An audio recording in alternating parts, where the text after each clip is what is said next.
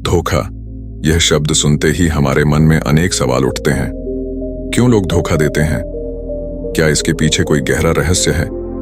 इस कहानी में हम एक बौद्धिक सफलता की यात्रा पर जाएंगे, जो हमें धोखे की सच्चाई को समझने व समझाने में मदद करेगी। एक बौद्ध भिक्षु एक व्यक्ति को एक प्राचीन कहानी सुना रहे थे। जापान में एक लड़का रहता था जिसका नाम गौरव था।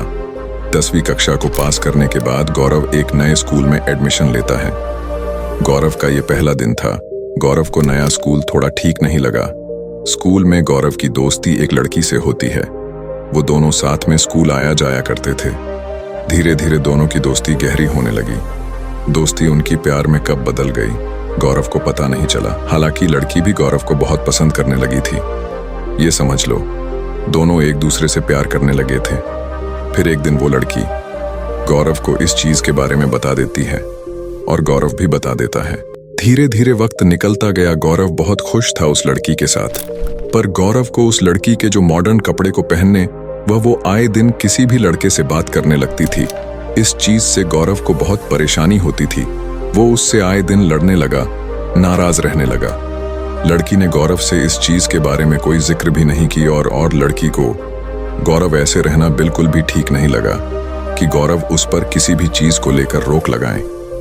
इस चीज को लेकर गौरव उस लड़की से कुछ दिनों तक बात नहीं करता। तभी उस वक्त स्कूल का आखिरी दिन था।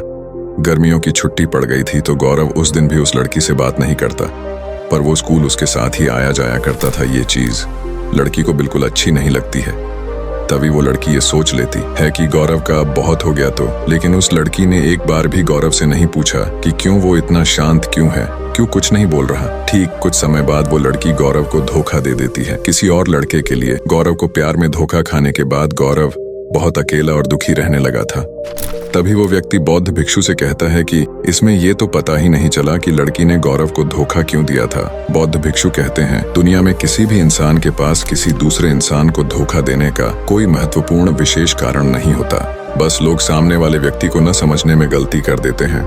क्योंकि अगर वो लड़की गौरव से बात करती, उससे उसकी परेशानी उससे पूछती, तो शायद आज वो दोनों साथ होते। व्यक्ति बोलता है, क्या लोगों का मन इतना कठिन होता है कि वे सच्चाई को स्वीकार नहीं कर सकते? सच्चाई को स्वीकार करना कठिन है, क्योंकि अगर देखा जाए तो गौरव अपनी जगह पर सही था।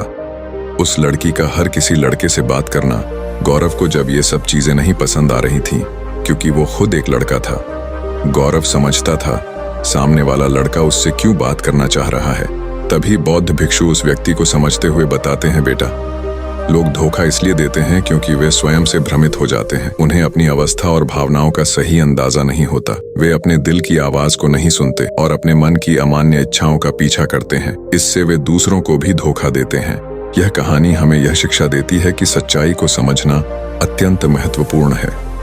रिश्तों को तोड़ना या अपने साथी को धोखा देना आपकी समझदारी नहीं, बल्कि सामने वाले व्यक्ति को भावनाओं को समझकर एक बार साथ देकर हमेशा उसके साथ रहना ही एक अच्छा रिश्ता कहलाता है। और हमें अपने मन के भ्रमों को जानने और उन्हें समझने की क्षमता विकसित करनी चाहिए। सत्य की पहचान हमें धोखे से बचाती है।